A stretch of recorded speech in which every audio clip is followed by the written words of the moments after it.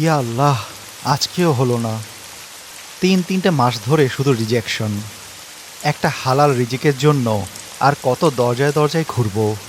পকেটে একটা সিঙ্গেল টাকাও অবশিষ্ট নেই। এদিকে মেসের 4 মাসের ভাড়া বাকি। মতিন সাহেব আজ ম্যাচ থেকে বের করে দিবে বলেছিল।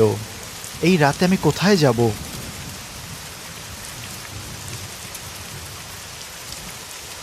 না, ওনার সামনে আজ যাওয়া যাবে না। অপমান সহ্য করার মতো মানসিক শক্তি আজ আমার বিন্দুমাত্র নেই। আমি বরং বাড়ির পেছনে গেটটা দিয়ে ঢুকি। ইয়া আল্লাহ, তুমি আমার সম্মান রক্ষা করো। তুমিই একমাত্র ভরসা।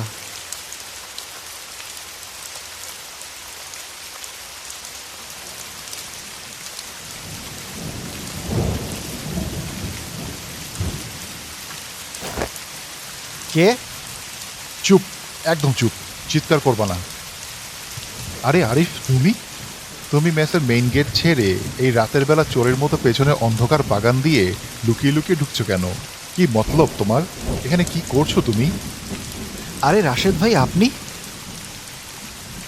আল্লাহর ওয়াস্তে ওভাবে ভয় দেখাবেন না। আমার হার্ট ফেল করার দশা হয়েছিল। আর বলবেন না ভাই, আজকেরও ইন্টারভিউটা হলো না। ওদিকে 4 মাসের ভাড়া বাকি।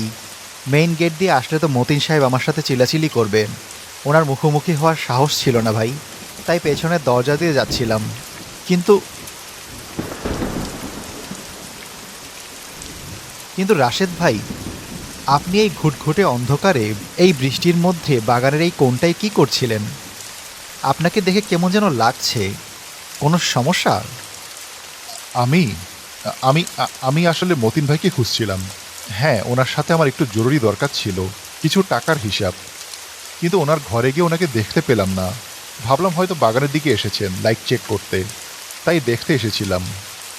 মতিন সাহেব এই বৃষ্টিতে রাত 11টায় বাগানে লাইট চেক করতে আসবেন?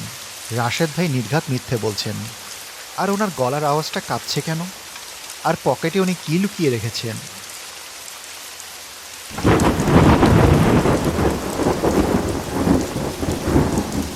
শোনো আরিফ, তুমি যে পেছনের দরজাতে ঢুকেছো এবং এখানে আমার সাথে তোমার দেখা হয়েছে, সেটা যাতে কেউ না জানে, বিশেষ করে বাপ্পি আর সাজিদ যেন টেরি না পায়। এখন চলো ভেতরে যাই। এখানে আর এক মুহূর্ত থাকা নিরাপদ নয়।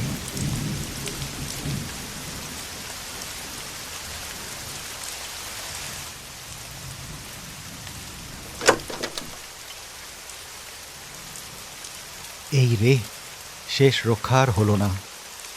এই বুঝি মতিন সাহেবের সাথে দেখা হয়ে গেল।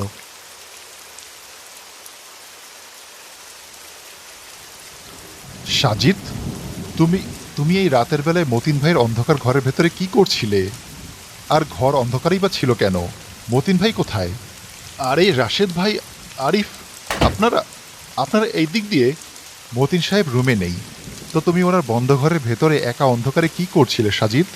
আর সবচেয়ে বড় কথা, মতিন সাহেবের ঘরের চাবি বা পারমিশন তো মেসের কারো কাছেই থাকে না। উনি নিজের জান থাকতেও ওনার এই ঘরে কাউকে ঢুকতে দেন না। তুমি ভেতরে ঢুকলে কি করে? না, আপনি ভুল বুঝছেন। মতিন ভাই একটু আগে যখন বাইরে যাচ্ছিলেন, যাওয়ার সময় ওনার ঘরের দরজাটা খোলাই ছিল। তো আমি ভাবলাম মেস বাড়ি তো, নিরাপদ না, চোর ডাকাত যদি ঢুকে পড়ে। তাই আমি ওনার ঘরে ঢুকে ওনার টেবিল ল্যাম্পটা বন্ধ করলাম, দরজাটা লক করে বের হচ্ছিলাম। এই তো, আর কিছু না। মিথ্যে কথা, একদম জঘন্য মিথ্যে কথা বলছো তুমি সাজিদ। মতিন ভাই দরজা খুলে বাইরে গেছেন। আজ সন্ধ্যায়ও আমি ওনার রুমে হিসাব করতে গেলাম। ওনার টেবিলের উপর একটা ফাইল সরাতে গিয়েছিলাম বলে উনি আমার সাথে কুকুরের মতো ব্যবহার করেছেন। আর সেই লোক দরজা খোলা রেখে যাবে?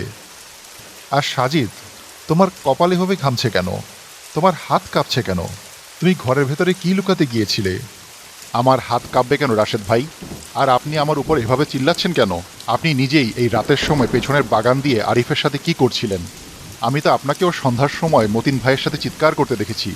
আপনি ওনাকে হুমকি দিচ্ছিলেন যে সুদের টাকা না ছাড়লে আপনি ওনাকে দেখে নেবেন। এখন আপনি আমার উপরে দোষ চাপাচ্ছেন কেন? হতে পারে মতিন ভাই আপনার ভয়ে ঘর ছেড়ে কোথাও পালিয়ে গেছেন। সাজিদ নির্ঘাত কিছু লুকাচ্ছে। ঘর থেকে চোরের মতো বের হওয়ার যে উছিলাও দিল, সেটা একদমই সাজানো। কিন্তু রাশেদ ভাইও তো ধোয়া তুলসী পাতা নন। উনিও সন্ধ্যায় মতিন সাহেবকে হুমকি দিয়েছিলেন। আবার একটু আগে বাগানের অন্ধকারে পকেটে হাত লুকিয়ে কি যেন লুকাচ্ছিলেন। ইয়া আল্লাহ! এই মেজবাড়ির প্রতিটা কোণায় যেন আজ শয়তান বাসা বেঁধেছে। এরা কেউ সত্যি বলছে না। আমার বাবা কোথায়? তোমরাই শেষবার ওনার সাথে ছিলে। সত্যি করে বলো, ওনাকে তোমরা কোথায় লুকিয়েছো? ফোন করছি, ফোন বন্ধ। ম্যাসের ভেতরে ওনার কোনো খোঁজ নেই। আরিফ, বিশেষ করে তোমার উপর আমার সবচেয়ে বেশি সন্দেহ। আজ রাতে বাবা তোমাকে মেস থেকে বের করে দেওয়ার কথা ছিল। তুমি বাবাকে সরিয়ে নিজের অপরাধ ঢাকার চেষ্টা করছো, তাই না? বাপ্পি, মাথা গরম করো না, মুখ সামলে কথা বলো। আমি কোনো অপরাধী নই। চাকরিটা চলে যাওয়ায় আমি চরম বিপদে আছি ঠিকই, কিন্তু এর মানে এই নয় যে আমি কোনো অন্যায় পথ বেছে নেব। আমি মেসের মেইন গেট দিয়ে ঢুকিনি, কারণ মতিন সাহেবের কড়া কথা শোনার মতো মানসিক অবস্থা আজ আমার ছিল না। আর আমরাও ওনাকে খুঁজছি। বাপ্পি, তুমি শুধু শুধু আরিফকে দোষ দিচ্ছ কেন? তোমার বাবা যেভাবে মানুষের থেকে চড়া সুদে টাকা আদায় করেন, তার কি শত্রুর কোনো অভাব আছে? এলাকার কোনো মানুষই তাকে পছন্দ করে না। আর তুমি যদি সন্দেহের কথাই বলো, তবে এই সাজিদকে জিজ্ঞাসা করো। আমরা একটু আগে মেসের করিডোরে সাজিদকে মতিন ভাইয়ের অন্ধকার ঘর থেকে চোরের মতো বের হতে দেখেছি। বাপি, বিশ্বাস করো, আমি কিছু করিনি। রাশেদ ভাই নিজের অপরাধ ঢাকতে আমার উপরে দায় চাপাচ্ছেন। আজ সন্ধ্যায় আমি নিজে শুনেছি রাশেদ ভাই তোমার বাবার সাথে সুদের টাকার হিসাব নিয়ে চেঁচামেচি করছিলেন। উনি তোমার বাবাকে মারাত্মক হুমকি দিয়েছিলেন যে টাকা না ছাড়লে উনি অন্য পথ ধরবেন। সবার এই পারস্পরিক ব্লেম গেম শুনে বাপ্পি পুরো নিয়ন্ত্রণ হারিয়ে ফেলে। তার ভেতরের রাগ চরম সীমানায় পৌঁছয়। সে আচমকা তার প্যান্টের পকেট থেকে মতিন সাহেবের লাইসেন্স করা একটি পিস্তল বের করে। সেটা সরাসরি আরিফের বুকের দিকে ত্যাগ করে বলে, অনেক ভদ্রতা দেখিয়েছি, আর না।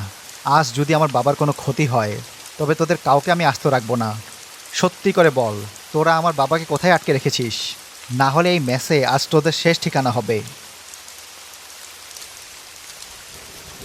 বাপ্পি, মাথা খারাপ করো না, পিস্তল নামাও। যদি গুলি চলে তবে এখান থেকে কেউ বাঁচতে পারবে না।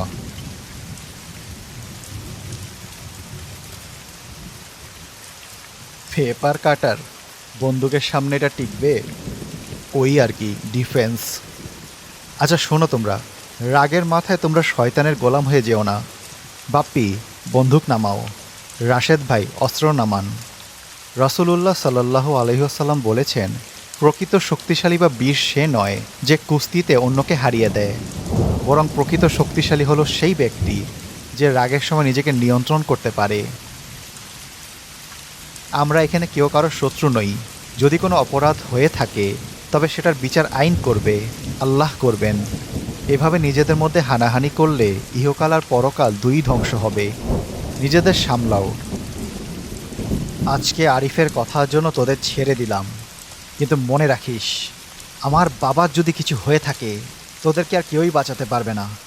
চলো সবাই মিলে মেসের ভেতরটা ভালো করে খুঁজি, আর পেছনে বাগানটাও।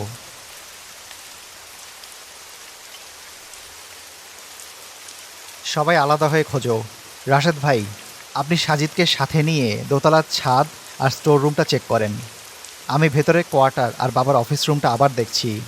আর আরিফ, তুমি মেসের চারপাশটা আর পেছনে এরিয়াটা দেখো। আধ ঘন্টার মধ্যে যদি কোনো খোঁজ না পাই, আমি সরাসরি পুলিশকে ফোন করব। ইয়া রাব্বুল আলামিন, আজ রাতটা যেন কোনো বিপর্যয় ছাড়াই কেটে যায়। ম্যাসের এক একটা মানুষের ভেতরে হিংস্রতা আর লোভ দেখে আমার বুক কাঁপছে। দুনিয়ার সামান্য কটা টাকার জন্য, সুদের হিসাবের জন্য মানুষ কতটা নিচে নামতে পারে। শয়তান কিভাবে এদের সবাইকে অন্ধ করে দিল। তুমি সবাইকে হেদায়েত দাও আল্লাহ, আর আমাকে এই বিপদ থেকে উদ্ধার করো। কই, কিছুই তো পেলাম না। উনি কোথায় গেলেন? ওই দিকটা একটু দেখি।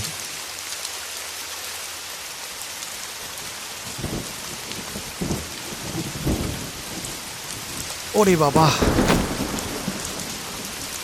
কিসের সাথে হোঁচট খেলাম আমি? ইয়া আল্লাহ, এটা কি?